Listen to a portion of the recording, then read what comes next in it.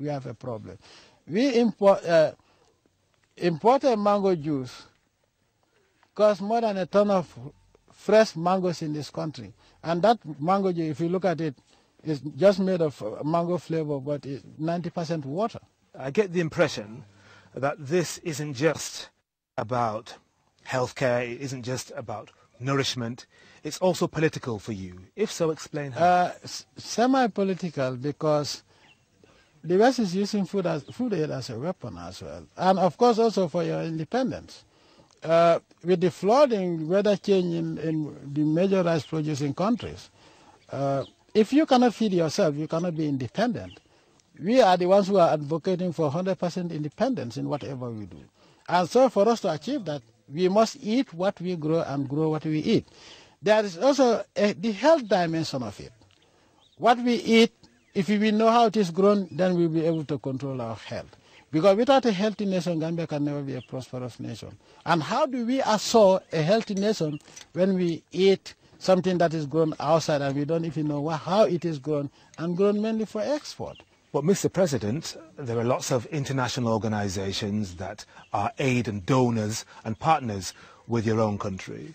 You point your finger at them, but they would say, look, we're helping the Gambian people. Why would you attack us? Where did they help us? They would say that they are giving food aid, they would say that they're giving budgetary support, a whole range of things that the IMF, the World Bank, the EU would say they want to partner with you in. They're not helping me. If the West refund to Africa what they have looted for the past 400 years, plus 25 interest, they're not giving us any aid. They're giving us back something that is infinitesimal compared to what they have taken from us. So they're not giving me any aid. They're not giving me any favors. Let them give me back what they've taken for 400 years and see whether I'll ask them for anything. So they're not giving me aid. In fact, that's even an insult. If you take a bull and then give me only the horns, and you tell me you're helping me, that's an insult. Is that one of the reasons why you like to point the finger at the West so much? Because deep down you think they haven't repaired and recompensed Africa for what they've taken out over all these years? No, that's not the reason. The reason is that the West has only been ungrateful. Abject poverty drove Europeans to Africa, and they exploited it for 400 years. In those years, there has never been any election. There were no parliamentary systems.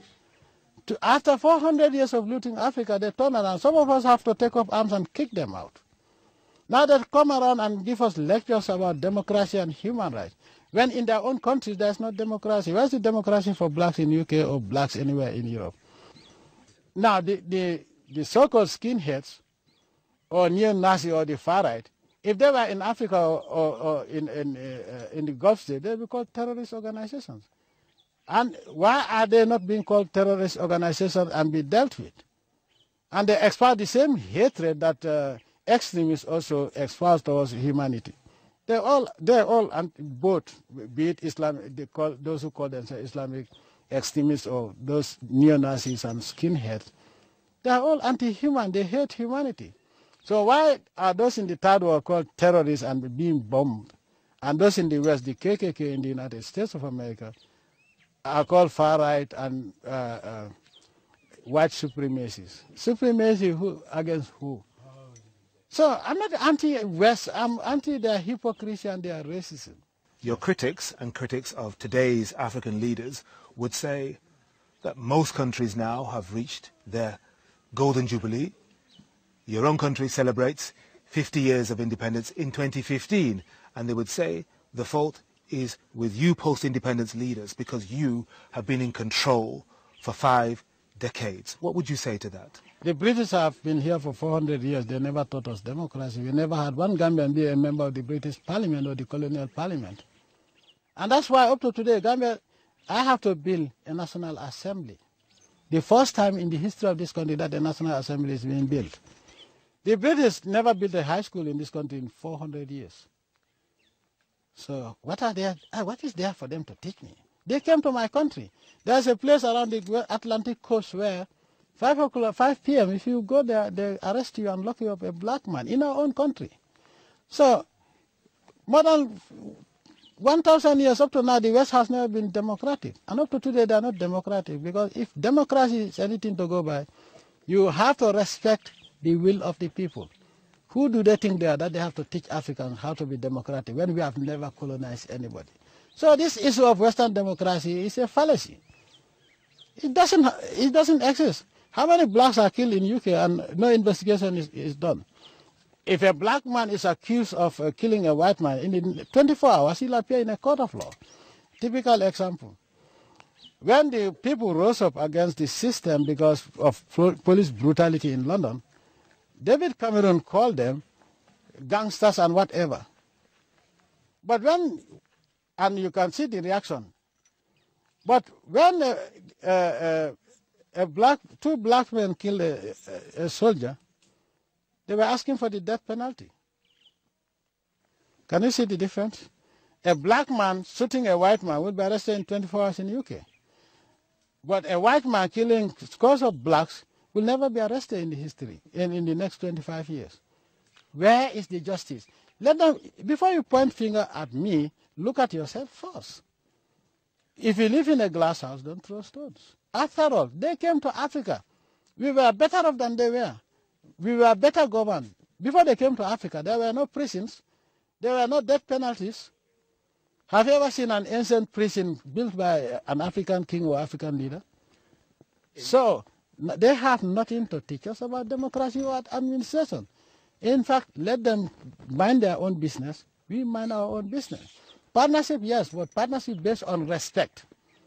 If they still think that we are slaves and they are masters, they are wrong in the Gambia, and I'm not going to compromise.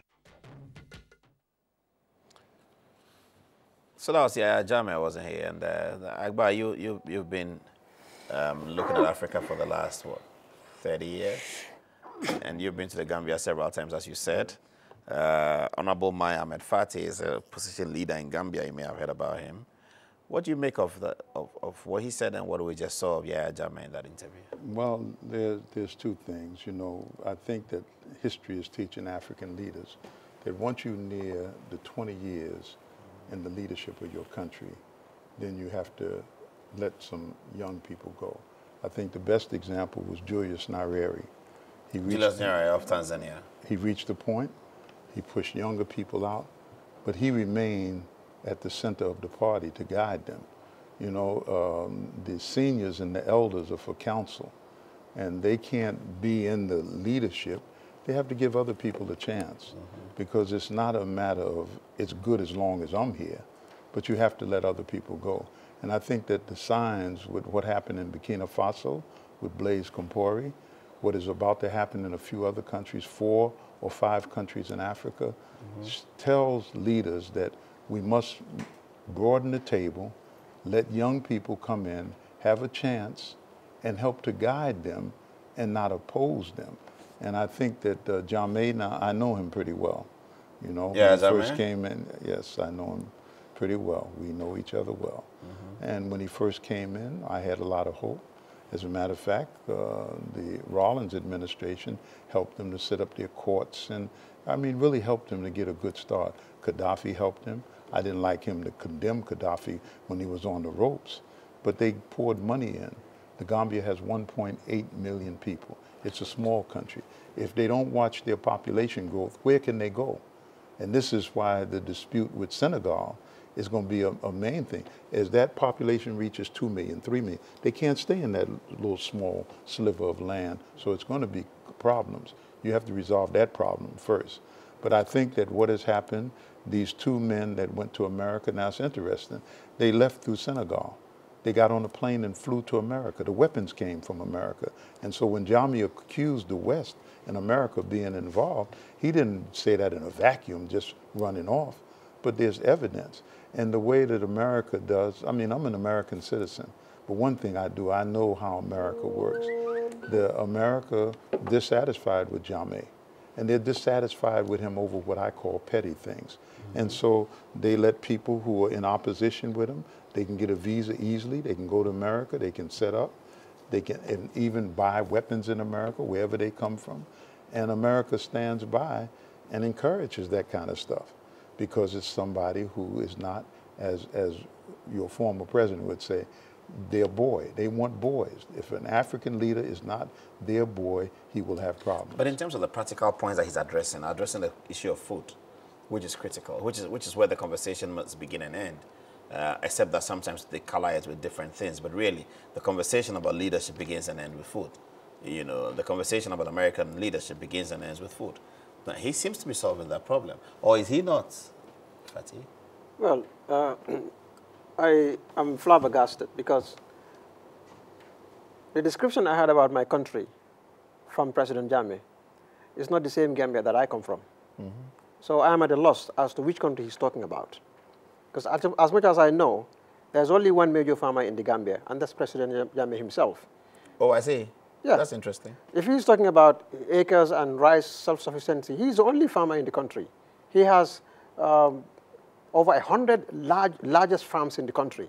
Belonging to him personally, to his company called Kanilai Farms, his own personal company he incorporated as President of the Republic of the Gambia. Sitting president, from funds we don't know where he got them from.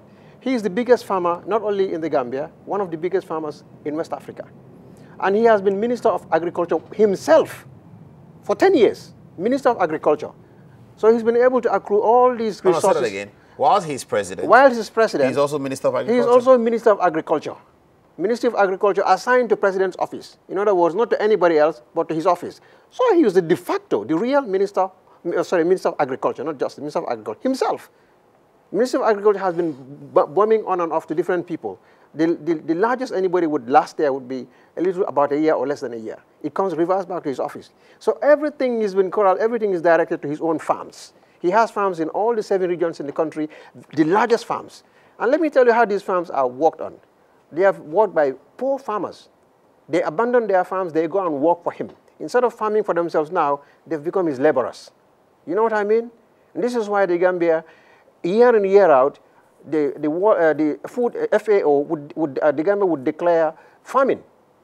The hunger emergency has even been declared in the Gambia just 2 years ago. Last year also has been massive crop failure. Agriculture is declining in a wider slope in the country. Very slippery slope. Because President Jammeh, as Minister of Agriculture for 10 years, you know, and as the biggest farmer, setting up his own agro business himself, you know, and operating it in the country, selling vegetables, all sort of things you can think of, selling even meat, abattoir. He's even selling bread. He has bread shops in the country. He's competing with the ordinary man in the street, the poor man in the village who is selling bread. President Jammeh has bakeries also in the country. President Jammeh is selling cement. He's selling foodstuff. Even sand, construction sand. He has a company that is selling. If you build a home in the metropolitan area in Banjul, more likely the sand you'll be using, you're buying it from President Jammeh, his company. And you know what? This is sand that is free, our natural endowment. He has military trucks that transport them and sell them. Those who are in the business are kicked out. In fact, all these sand mining areas are now strategic zones. You know what I mean? Security installations. You can't go there because President Jammeh has his sand mining business. You know what I mean? So I am at a loss. What is this man talking about? This is the greatest hypocrite in the history of humanity. This man is talking about feeding who?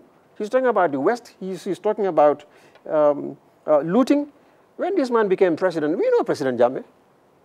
He was guarding the former president. He was a lieutenant at the time, not even a second lieutenant. You know what I mean? This man came to power. He had a deficit in his bank account. You know, his bank account was in the red. This man stood up shamelessly and told Gambians, I will never be poor. Even my grandchildren will not be poor. A man who came without even a proper chair in his room. Today, he's considering himself, he's one of the wealthiest African heads of states. Where does that money come from? He's talking about looting. This man doesn't have the tongue to talk about loot. He should tell Gambians where he got his wealth from. That is one thing. And he was talking about hospitals. You go to Gambia, people are dying. I had a fractured neck. I had fractured bones. Mm-hmm. They told me, the best thing they could do is recommend for me to go to another country. If I didn't have the resources, I would have died. You know what I mean? And that's why our people are dying in large numbers. So what's going to happen, just before we take a second break and get back to the final part of the program to our concluding comments on terrorism, what's going to happen? What do you want to happen? You're in Ghana now. Will you be speaking to the ECOWAS chair, President John Mahama? Let me address my fellow Ghanaians. I was here just before elections to Ghanaian people. Now, let me tell you a little known secret The Gambia really, the governments are really suffering. I cannot put it in any other word. You know, and ECOWAS has a responsibility. And this country chairs, is the current chairperson of ECOWAS. I know President Mahama means very well. He's initiated so many good things since he came to the chairmanship. But I'm sure that ECOWAS could do more. And I'm sure the people of the Gambia expect ECOWAS not to leave them alone in this call. We have what is called ECOWAS Conflict Prevention Protocol. And that is, you look at the situation, you know, before conflicts come in, you prevent it. The Gambia is sliding into trouble. At the moment, I mean, since this so-called attempted coup took place, so many people have been arrested. The Gambia is a war zone now. You know, a journey of 10 minutes is now taking you a whole hour. A journey of 30 minutes is now taking you 4 or 5 hours because there are too many red blocks, and everybody who is connected to the coup, I mean, family is connected. For example, one of the alleged coupists, even his children are arrested. I'm not talking about only the sister, mother, uncle, and friends. The whole family is bungled and arrested and put behind bars. So we have massive numbers of families who are currently in custody, simply because they happen to have connection to a coupist. You know? So the Gambia is declining. We're going down the drain. It is very dangerous, and something has to be done about this, because the Gambia is the ISO of West Africa. If nothing is done about it, it is going to explode. It is going to explode. And the ECOWAS should not wait until the Gambia becomes an explosive situation. This is the time to really talk sense to President Jammeh. It's about time. After over 20 years, you need to go. After over 20 years, you need to go. After over nearly $1 billion worth of, nearly $1 billion of debt. When he came to power, we had barely about $300 million worth of, less than that, not even $200 million worth of debt. Today, we are approaching $1 billion. Now, the Gambia is a small country. I mean, it's just about 600 kilometers, 500 kilometers. I mean, go and tell me, where did you put $1 billion in the Gambia? Where? Plus all the money that has come from everywhere else. This guy is a thief. And I want to apologize. My facts, I said 4 attackers were actually killed. I said 2. 4 attackers were killed. Others escaped. And it is important, Paul, this issue of elections. The Gambia cannot have free and fair elections as long as we are using stone to vote. And we don't know how many of these stones President Jammeh and his party have kept with the IEC. We don't know them. We don't know where they come from. Even if we have free and fair elections, we need to vote like other people, civilized countries are voting. So it is very important. Now, this issue of the West is a distraction away from his human rights atrocities. President Jammeh talked about, he talked about so let's take our concluding. Let's take a break. When we come back, very quickly. Yeah, but he'll take it after. You can ask now, and then he can think about it. Yeah. Did you condemn the coup makers? Oh yes, I will answer that right away, Paul. I condemn it in the most vociferous manner. In fact, if you look at the national papers, dailies, it is there. Okay, I just want to know whether you. Of course, I have condemned it because we would not condone that. Okay. We wanted a peaceful transfer of power. So let's take the break. When we come back, we'll take our concluding remarks. After the break, we'll be right back.